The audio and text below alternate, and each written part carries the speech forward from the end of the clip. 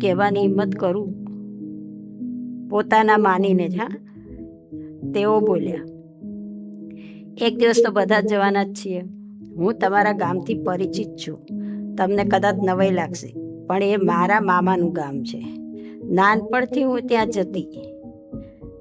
તમારે ક્યારેક ક્યારેક તમારા ગામ જવું જોઈએ. કહે છે ને કે સમાજનું પણ આપણા ઉપર ઋણ હોય છે. તમે પૈસે ટકે સુખી છો, વળી સારા માણસ છો. ગામમાં 5 માણસ તમારા પિતાને પણ પૂછતા અને ઓળખતાય હશે. હવે નવરાશનો સમય છે. ક્યારેક તમારા ગામે જાઓ.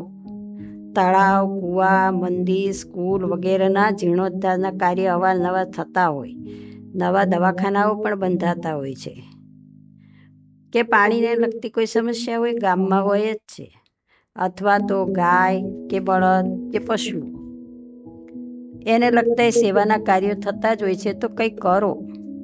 બેનશ્રી અને તમારા વાલા પુત્રના નામેથી આર્થિક સહયોગ કરો.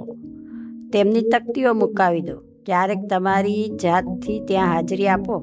તમારા ભાઈઓ સારી રીતે માની ગયા એ પ્રભુનો પાડ આવી રીતે માનો. વધારે તેમની સાથે ન ફાવતું હોય તો ગામના બીજા કોઈ સાથે કે સંબંધી સાથે તમારો સંપર્ક બનાવી લો.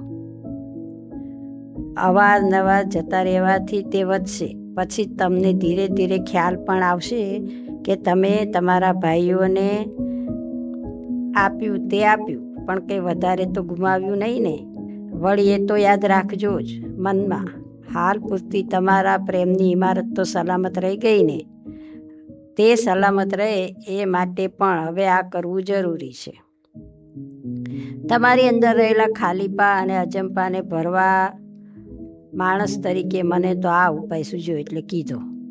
બાકી ઘરની શાંતિ જોઈતી હોય તો પલંગ પાસે એક ગુરુમાળા રાખો.